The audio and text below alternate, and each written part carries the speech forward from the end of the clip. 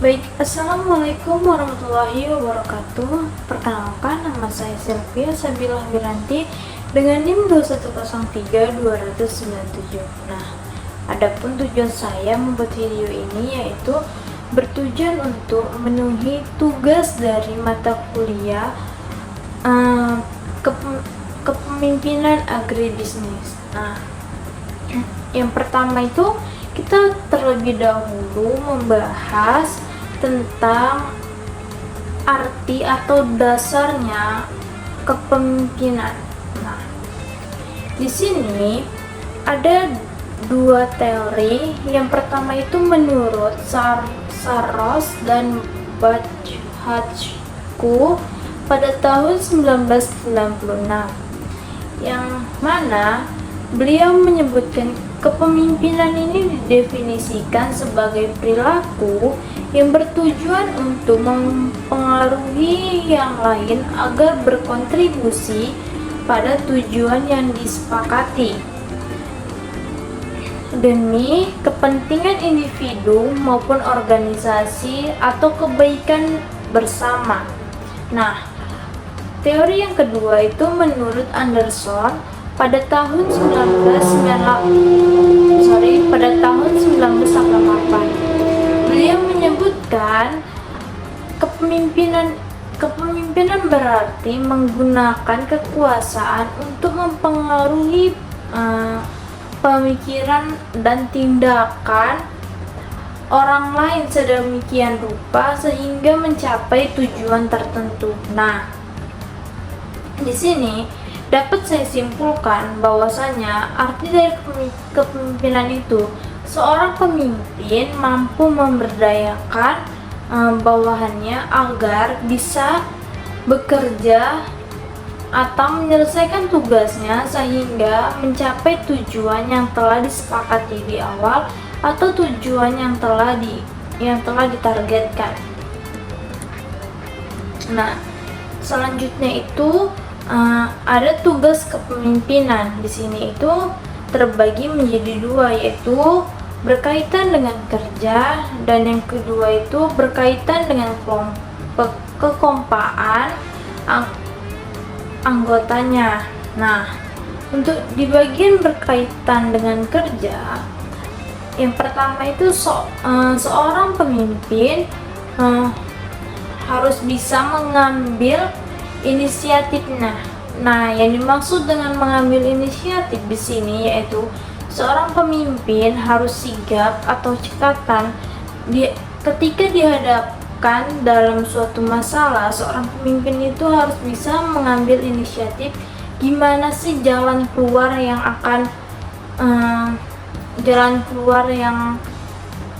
akan dipilih untuk keluar dari masalah tersebut. Nah, yang kedua itu mengatur langkah dan arah. Yang ketiga memberikan informasi. Tentu sebagai seorang pemimpin harus bisa cepat dalam memberikan informasi kepada bawahannya agar suatu tujuan itu dapat tercapai dengan waktu yang telah ditentukan. Nah, yang ketiga itu memberi dukungan. Seorang pemimpin juga harus memberikan dukungan kepada bawahannya agar bawahannya itu dapat menjalankan tugasnya dengan baik. Nah, yang kelima itu memberikan pemikiran. Di sini yang dimaksud dengan memberikan pemikiran itu seperti ketika seorang bawahan kesusahan dalam menjalankan tugasnya, seorang pemimpin itu membuka pikirannya. Seperti contohnya memberikan jalan kepada bawahannya agar bawahan tersebut dapat menjalankan tugasnya dengan baik. Nah, yang terakhir itu mengambil suatu kesimpulan. Nah, untuk yang kedua, yaitu tadi kan berkaitan dengan kerja. Nah, yang sekarang berkaitan dengan kekompakan dari anggota. Nah, agar anggota itu kompak, itu kembali lagi gimana seorang pemimpin melakukan kepemimpinannya kepada bawahannya. Yang pertama itu ada mendorong, bersahabat, bersikap menerima. Nah, seorang pemimpin pastinya ingin suatu target itu tercapai dengan cepat. Maka dari itu, seorang pemimpin terus mendorong bawahannya agar bisa menjalankan tugasnya dengan baik. Nah, bersahabat, seorang pemimpin juga harus bisa bersahabat dengan bawahannya dan bersikap menerima. Ketika ada kritikan nih dari bawahannya, seorang pemimpin tuh harus bisa menerima kritikan itu sebagai bahan evaluasi agar kedepannya itu bisa jauh lebih baik lagi gitu. Nah, yang kedua itu ada mengungkapkan perasaan. Nah, yang ketiga itu bersikap mendamaikan. Di sini ketika ada bawahan dari bawahan di sini tuh yang dimaksud dengan bersikap mendamaikan, seorang pemimpin tuh harus mampu mendamaikan ketika bawahannya itu sedang ada konflik antar bawahannya gitu, antar temannya gitu misalnya. Karena apa? Jika seorang pemimpin tidak bisa mendamaikan bawahannya ini tadi, maka suatu tujuan itu akan sulit tercapai karena tidak kompaknya dari bawahan itu tersebut. Nah, yang ketiga itu berkemampuan mengubah dan menyesuaikan pendapat. Yang kelima itu memperlancar pelaksanaan tugas, dan yang selanjutnya yang terakhir itu memberikan aturan main. Nah, masuk yang selanjutnya itu fungsi-fungsi kepemimpinan itu meliputi kegiatan dan tindakan. Pengambilan yang pertama itu ada pengambilan keputusan, yang kedua pengembangan imajinasi, yang ketiga pendelegasian wewenang kepada bawahan, yang keempat pengembangan kesetiaan para bawahan, yang kelima pemrakarsaan, penggiatan, dan pengendalian rencana-rencana. Yang keenam, pemanfaatan sumber daya manusia dan sumber daya lainnya. Yang ketujuh, pelaksanaan keputusan dan pemberian dorongan kepada para pelaksana. Yang kedelapan, pelaksanaan kontrol dan perbaikan kesalahan-kesalahan. Yang kesembilan, pemberian tanda penghargaan kepada bawahan yang berprestasi. Nah, yang poin yang kesembilan ini maksud dengan pemberian tanda penghargaan kepada bawahan itu kenapa sih seorang pemimpin itu memberikan reward atau kayak penghargaan kepada bawahannya? Apa sih tujuannya gitu kan? Tujuannya itu agar membuat bawahannya itu semakin semangat atas reward yang dia dapat dari kinerja yang telah dia berikan. Contohnya seperti seorang dosen yang menunjuk satu orang dalam satu kelas itu untuk menjadi komting.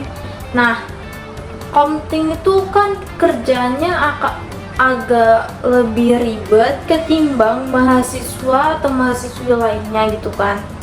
Nah, ketika komting tersebut telah menjalankan tugasnya dengan baik, maka seorang dosen itu berhak memberikan reward agar komting itu tidak malas-malesan gitu. agar semua pekerjaannya itu bisa terjalankan dengan baik dan membantu dosen ini membantu dosen agar mempermudah kegiatan pembelajaran di kelas. Nah, yang terakhir itu pertanggungjawaban dari semua tindakan. Seorang pemimpin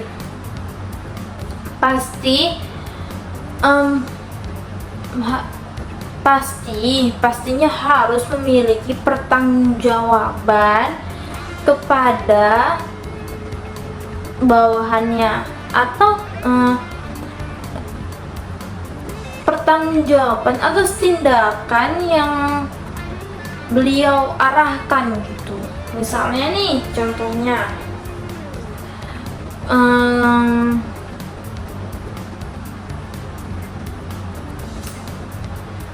seperti misalnya pemimpin dalam keluarga itu kan seperti ayah gitu kan.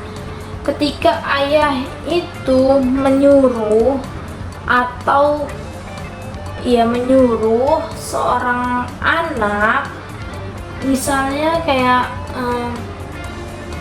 tolong kerjakan ini misalnya kan.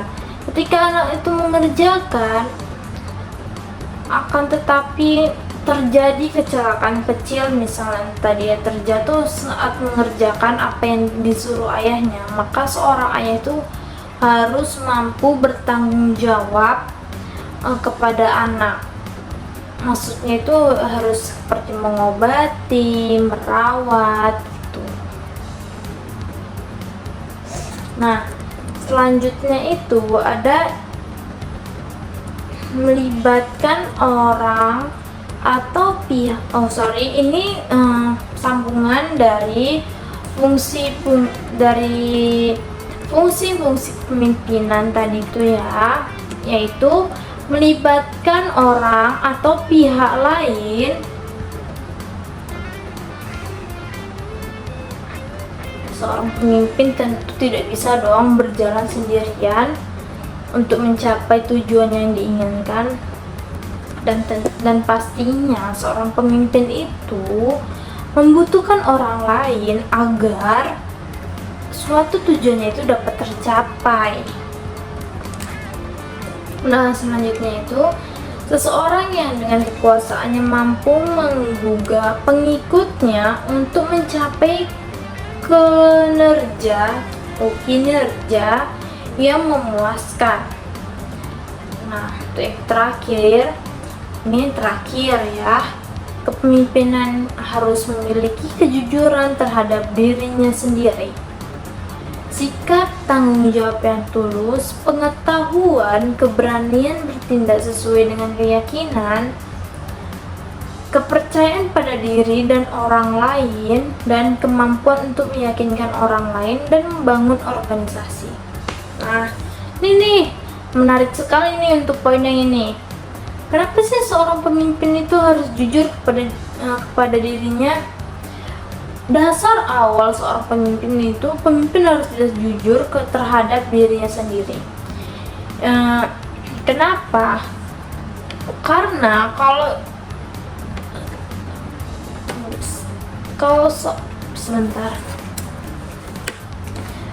kenapa seorang pemimpin itu harus jujur terhadap dirinya sendiri?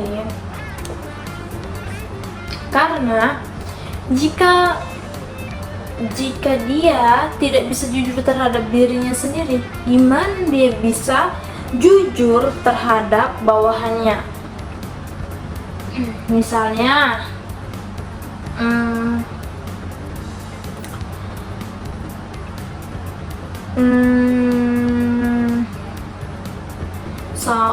misalnya nih, bawahannya ini udah melakukan kinerja yang bagus, cuman akibat dia tidak jujur atau apa, dia itu tidak mau kayak memberikan reward gitu.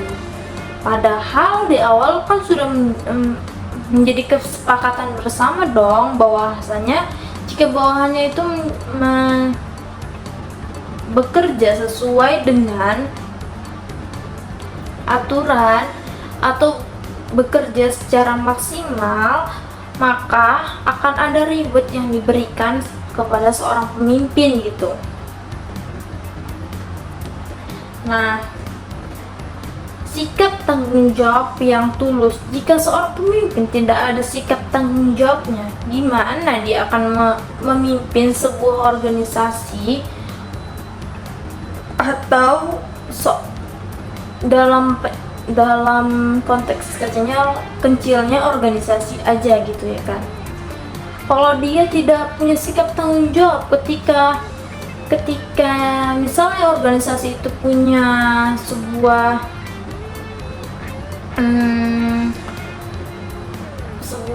kayak mana ya, menjalankan sesuatu proker dari organisasi itu, tapi tidak ada ketanggung-jawaban dari seorang pemimpin, maka apa yang ingin dijalankan dalam suatu organisasi itu tidak akan bisa berjalan secara maksimal. Nah, pengetahuan, keberanian, tentu seorang pemimpin itu harus punya pengetahuan yang lebih luas dibanding daripada bawahannya tadi. Dan tentu saja seorang pemimpin itu harus berani. Jika seorang pemimpin tidak berani, gimana organisasi itu akan berjalan gitu kan.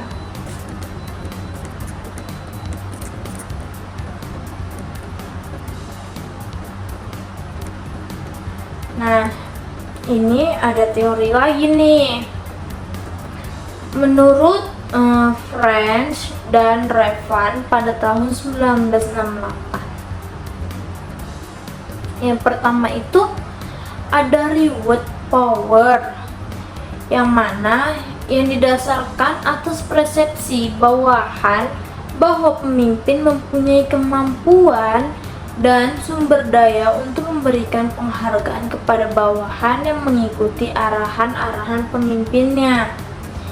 Yang kedua itu coercive power, yang didasarkan atas persepsi bawahan bahwa pemimpin mempunyai kemampuan memberikan hukuman bagi bawahan yang tidak mengikuti arahan-arahan pemimpinnya. Yang ketiga itu ada legitimate power, yang didasarkan atas persepsi bawahan bahwa pemimpin mempunyai hak untuk menggunakan pengaruh dan otoriter yang dimiliki seorang pemimpin gitu. Nah, yang keempat ada reference power, yang didasarkan atas identifikasi bawahan terhadap sosok pemimpin. Para pemimpin dapat menggunakan pengaruhnya karena karakteristik pribadinya, reputasi, atau karismanya. Nah, yang terakhir itu ada experience power, yang mana yang didasarkan atas persepsi bawahan bahwa pemimpin adalah seorang yang memiliki kompetensi, yang mempunyai keahlian dalam bidangnya. Nah, dari 1 sampai 5 ini itu adalah pandangan dari seorang bawahan terhadap seorang pemimpin, bahwasanya pemimpin itu memang benar-benar bisa menjalankan suatu organisasi dengan baik. Memang dia tuh kayak mana ya dibilang,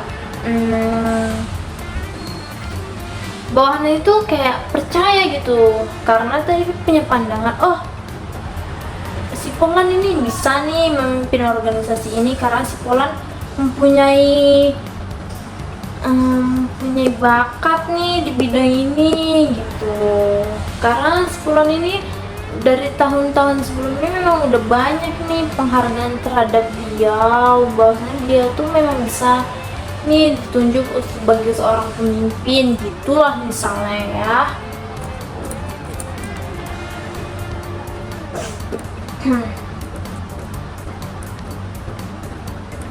Nah, yang selanjutnya itu ada Miljus dalam buku Effective dan Leadership and the Motivation of Human Resource pada tahun 1992 yang mengatakan bahwa tanggung jawab para pemimpin itu dapat dibagi menjadi beberapa. Yang pertama itu menentukan tujuan pelaksanaan kerja realitas dalam artian kuantitas, kualitas, keamanan, dan sebagainya. Yang kedua itu melengkapi para karyawan dengan sumber-sumber dana yang diperlukan untuk menjalankan tugasnya. Gimana sih kalau misal dananya kurang? Otomatis tidak akan dapat berjalan kan? Benar, itulah gunanya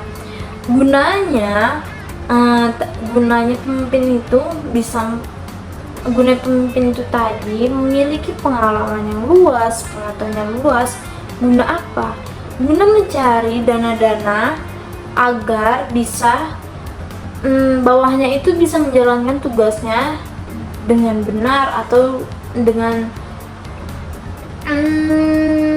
tepat lah gitu. Kalau dananya saja kurang, gimana akan berjalan dengan lancar gitu kan? Nah, yang ketiga itu mengkomunikasikan pada karyawan tentang apa yang diharapkan dari mereka. Nah, yang maksud di sini itu terang-terangan nih dari seorang pemimpin kepada bawahannya. Misalnya, apa sih tujuan organisasi itu dibentuk gitu kan? Pastinya sebuah organisasi memiliki tujuan tertentu yang akan dicapai gitu kan. Nggak mungkin dong organisasi itu didirikan tanpa tujuan tertentu gitu. Nah, yang selanjutnya itu memberikan susunan hadiah yang sepadan untuk mendorong prestasi. Misalnya ini pertamanya pada awalnya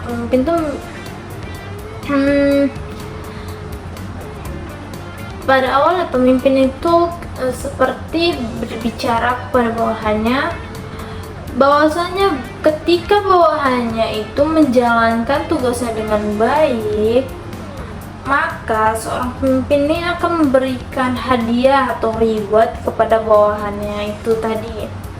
Nah, dengan adanya reward itu, seorang bawahan pasti semangat dong berlomba-lomba menjalankan tugasnya itu dengan baik.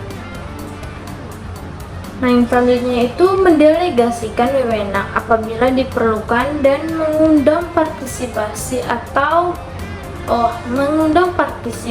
apabila memungkinkan. Dan selanjutnya itu menghilangkan hambatan untuk pelaksanaan pekerjaan yang efektif.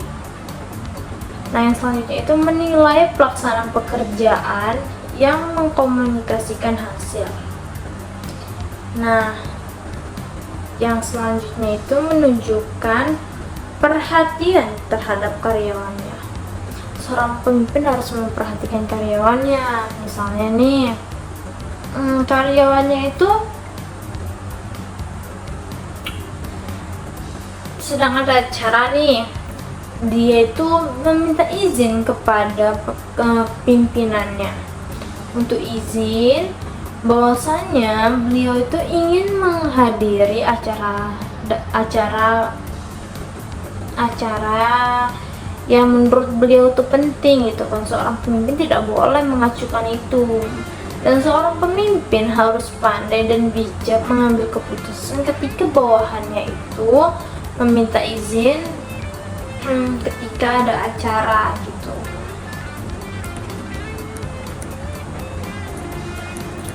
Nah, yang selanjutnya itu ada tipe-tipe kepemimpinan loh. Yang pertama itu ada tipe otoriter. Yang pertama itu ada tipe otakratis. Nah, yang dimaksud dengan tipe otakratis ini yang pertama menganggap organisasi sebagai milik pribadi. Mengidentifikasi tujuan pribadi dengan tujuan organisasi. Nah, yang selanjutnya itu menganggap bawahannya sebagai alat semata-mata. Yang ketiga itu tidak mau menerima kritik saran dan pendapat. Yang selanjutnya terlalu tergantung kepada kekuasaan formilnya. Nah, yang terakhir, dalam tindakan penggerakannya sering mempergunakan approach yang mengandung unsur paksaan, punitip, atau bersifat penghukuman atau menghukum. Dari sifat-sifat tersebut terlihat bahwa tipe pemimpin yang demikian tidak tepat untuk suatu organisasi modern di mana hak-hak asasi manusia yang menjadi bawahan itu harus dihormati. Nah, tipe pemimpin ini tidak bisa nih untuk dijadikan seorang pemimpin. Karena apa? Karena dia tuh hanya mementingkan dirinya sendiri gitu loh. Nah, yang kedua itu ada tipe militeristis. Nah, tipe militeristis ini berbeda dengan seorang pemimpin organisasi militer. Pemimpin yang bertipe militeris ini bersifat dalam menggerakkan bawahan lebih sering menggunakan sistem perintah.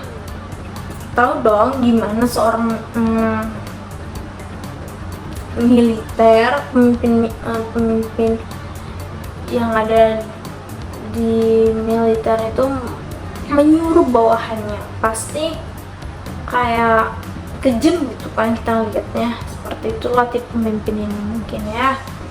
Yang selanjutnya itu dalam menggerakkan bawahannya senang bergantung kepada pangkat dan jabatan.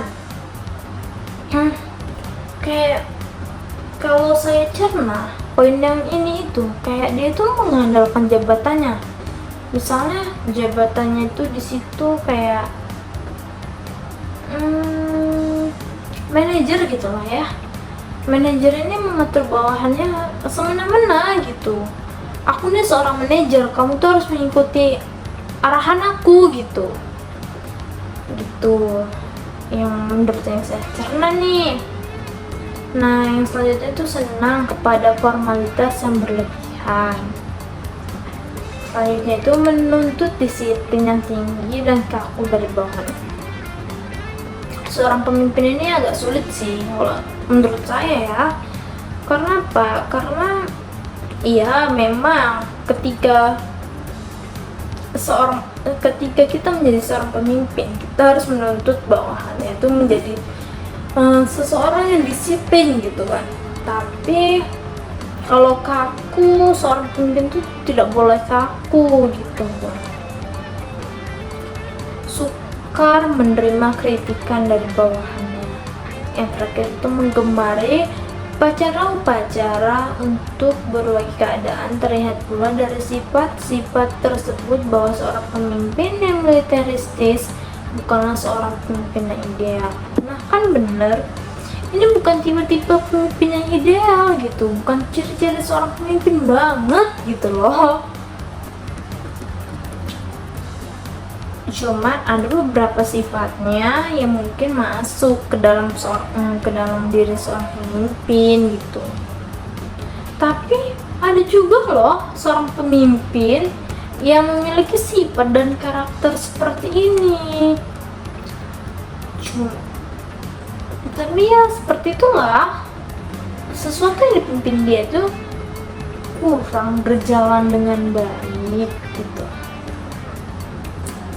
Nah, yang ketiga itu tipe paternalistis. Nah, di sini itu menganggap bawahannya sebagai manusia yang tidak dewasa, bersikap terlalu melindungi atau overprotective, jarang memberikan kesempatan kepada bawahannya untuk mengambil keputusan. Jarang belum berarti tidak boleh ya. Jarang memberikan kesempatan kepada bawahannya untuk mengambil inisiatif. Jarang memberikan kesempatan kepada bawahannya untuk mengembangkan daya kreasi dan fantasinya. Nah, sering bersikap maha tahu.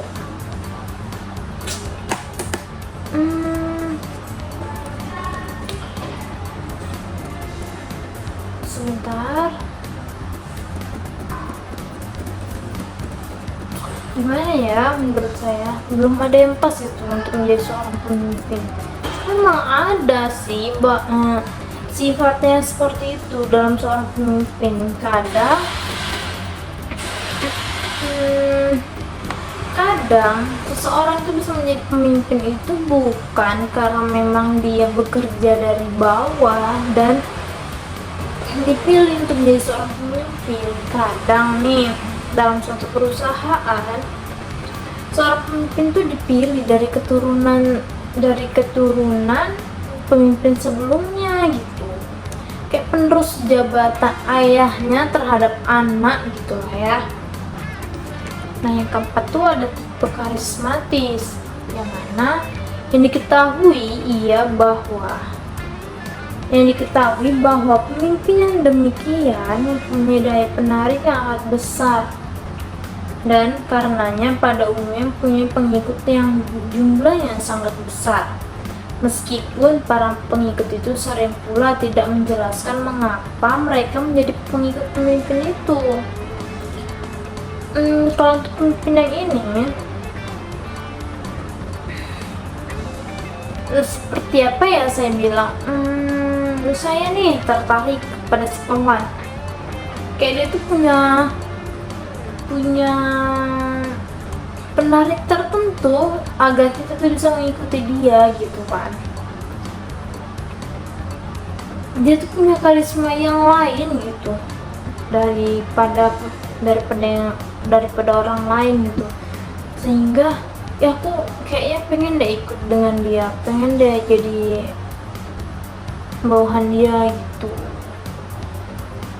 Atau tanpa disadari, ketika kita mengagumi seseorang, kita itu akan mengikuti arahan-arahan dari dia gitu. Nah, yang kelima itu ada tipe demokratis. Tipe pemimpinan demokratis lah yang sangat tepat untuk organisasi modern.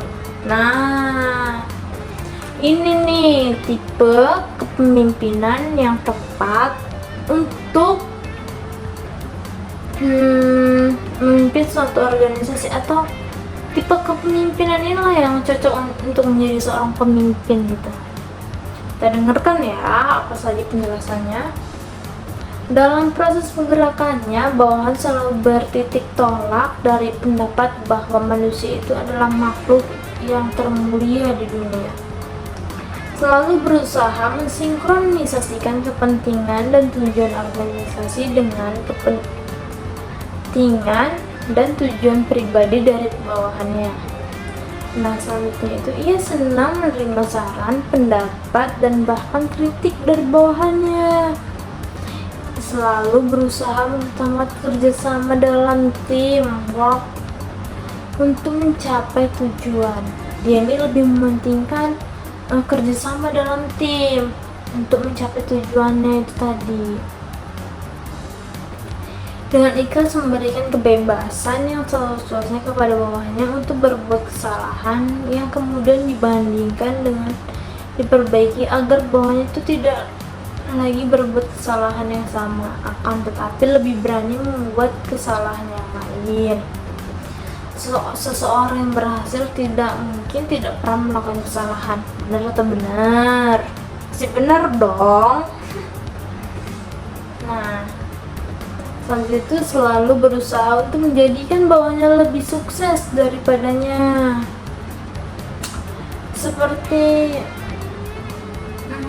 Seperti ibaratnya guru lah ya, guru yang mengajarkan murid-muridnya, tentu harapannya itu muridnya itu akan dapat lebih sukses, agar menjadi murid yang sukses daripada gurunya tersebut.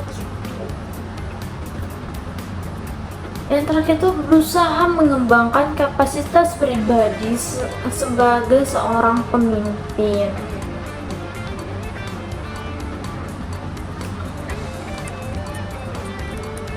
Nah, menurut Hadari Nawawi, secara operasional dapat dibedakan menjadi 5 fungsi pokok kepemimpinan. Yang pertama itu fungsi instruktif.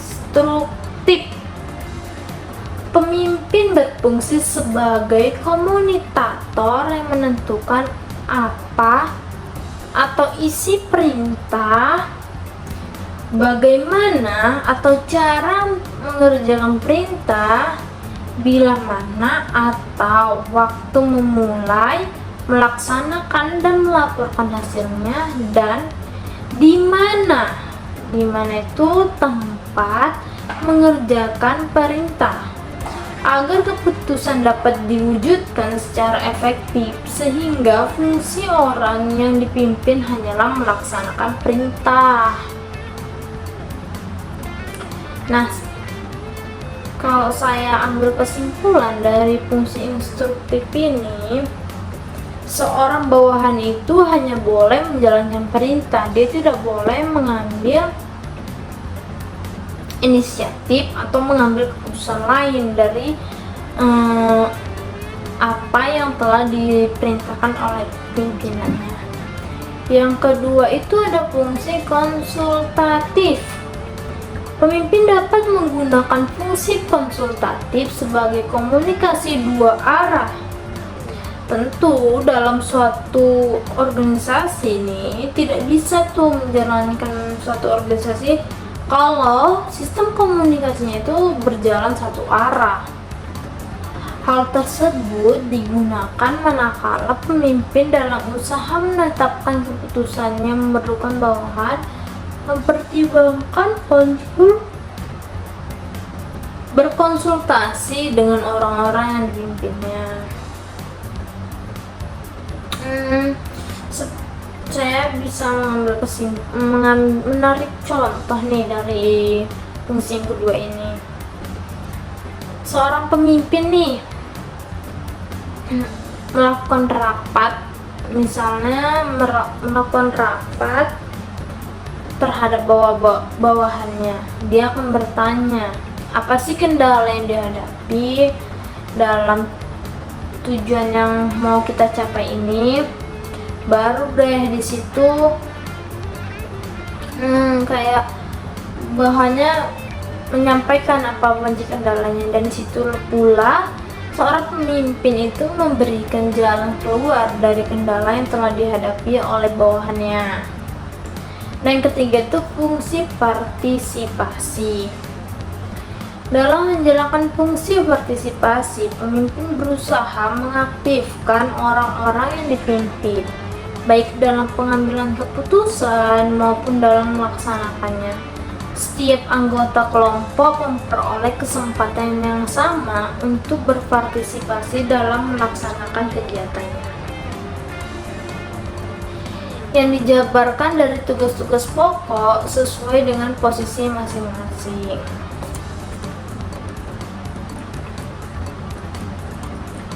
Nah, yang keempat itu ada fungsi delegasi.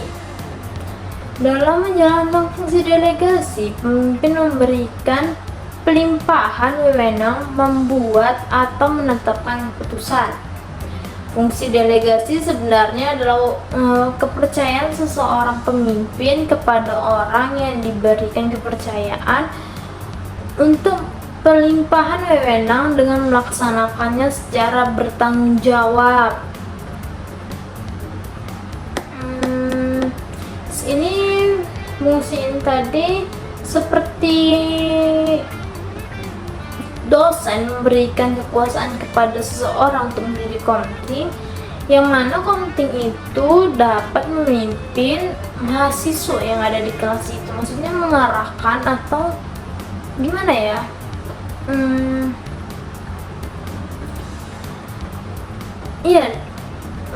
memimpin, dia itu perwakilan dari kelas itu.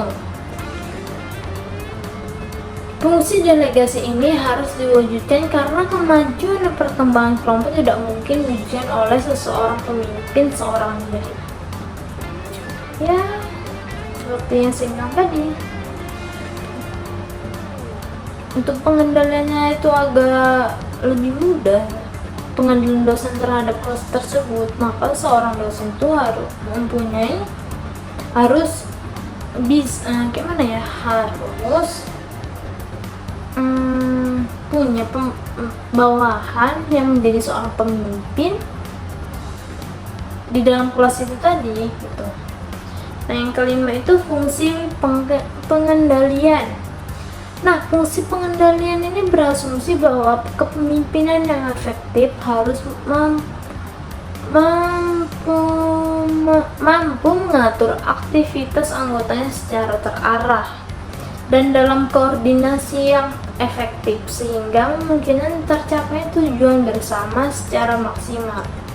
Dalam melaksanakan fungsi pengendalian, pemimpin dapat mewujudkan melalui kegiatan bimbingan, pengarahan, koordinasi, dan pengawasan.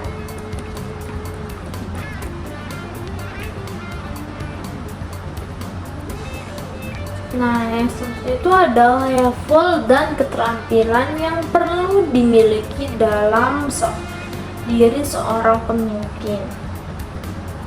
Nah, yang pertama itu adalah level top leader atau top management. Nah, pemimpin puncak atau pemimpin utama, misalnya itu direktur utama, melakukan tugas yang bersifatnya konseptual, yaitu melakukan perencanaan yang akan dilakukan seluruh anggota. Nah, yang kedua itu ada level middle leader atau middle management. Nah, golongan menengah misalnya staf produksi, manajer keuangan yang melakukan tugas secara konseptual sebagai penjabaran dari top manajemen yang melakukan pekerjaan tersebut. Penguasaan teknis relatif penting. Nah, yang terakhir itu ada low leader atau low management. Nah, golongan bawah misalnya seperti supervisor, mandor, dan pelaksana teknis harus menguasai teknis sedangkan konseptualnya tidak begitu penting. Nah, yang terakhir ini ada ciri-ciri seorang pemimpin yang tidak ideal. Kita baca ya bareng-bareng ya. Apa aja sih pemimpin yang tidak ideal itu? Yang pertama itu hanya memerintah. Iyalah tidak ideal ya kan? Gimana sih kalau misalnya seorang pemimpin atau yang merintah ya, dia nggak tahu tuh kendala apa yang dihadapi oleh bawahannya. Tentu bawahannya tidak begitu nyaman dengan dia. Yang kedua itu jarang diskusi. Kalau jarang diskusi, tentu tidak tahu juga apa sih yang dibutuhkan oleh bawahannya itu tadi. Yang tidak itu tidak memberikan kepercayaan. Salah nih seorang pemimpin yang seperti ini. Seorang pemimpin itu harus bisa memberikan kepercayaan kepada bawahannya. Kenapa? Karena ketika seseorang diberi kepercayaan, dia akan lebih percaya untuk menjalankan tugasnya. Maksudnya dengan dia tuh akan lebih gimana ya, kalau seperti saya nih diberikan kepercayaan untuk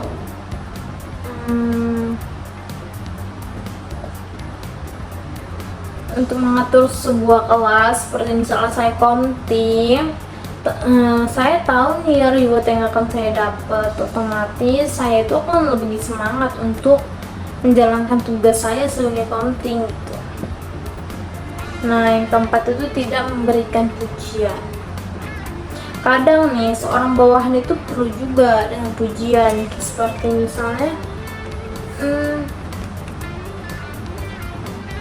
seorang mungkin tahu nih bawahannya itu telah menjalankan tugasnya dengan baik, maka seharusnya pemimpin itu memberi apresiasi atau pujian terhadap bawahannya agar bawahannya itu lebih semangat lagi untuk menjalankan tugas-tugas yang berikutnya. Konflik tidak terbuka. Tidak bisa, seorang pemimpin tidak bisa tidak terbuka karena Perlunya keterbukaan antara seorang pemimpin terhadap bawah-bawahannya agar bisa mencapai tujuannya itu dengan mudah gitu. Tidak bertanggung jawab, yang selanjutnya pemimpin yang tidak memiliki visi tidak akan bisa menjalankan tim. Ketika pemimpin gagal memimpin dirinya sendiri, kayak mana dia menjadi seorang pemimpin atau memimpin orang lain, sedangkan dirinya sendiri pun yang dipimpinnya itu gagal gitu kan. Nah, selanjutnya itu terlalu mengandalkan pengalaman masa lalu. Nggak bisa nih, kenapa? Karena semakin maju, maksudnya semakin ke depan, tentu beda cara atau beda mungkin dulu sebelumnya pemimpin itu hanya mau mengatur bawahannya aja, tapi sekarang tidak bisa seperti itu karena dengan berjalannya zaman itu akan berbeda sistem kepemimpinannya gitu. Yang ke-11 itu terlibat politik kantor. Yang ke-12 itu tak punya tujuan kerja. Gimana sih seorang pemimpin itu memimpin organisasi jika dia tidak punya tujuan kerja? Bawahannya pun bingung apa yang mau dikerjakan, maka nggak ada gunanya pemimpin jadi seorang pemimpin gitu. Menyalahgunakan sumber daya, tidak melihat peluang, dan terakhir tidak percaya diri. Ketika seorang pemimpin tidak percaya diri, maka suatu organisasi tidak akan berjalan dengan baik. Kenapa? Karena yang banyak ngomong, yang maksudnya yang berbicara dengan mitra lain itu mitra. Maksudnya seorang pemimpin ini adalah utusan dari satu organisasi itu untuk menjalin kerjasama dari organisasi lain. Ketika seorang pemimpin tidak percaya terhadap dirinya, tidak mampu berkomunikasi dengan baik terhadap organisasi lain, maka organisasi itu tidak akan dapat berjalan dengan baik. Mungkin sekian yang dapat saya sampaikan, lebih dan kurang saya mohon maaf. Saya akhiri. Assalamualaikum warahmatullahi wabarakatuh. See you, sampai jumpa.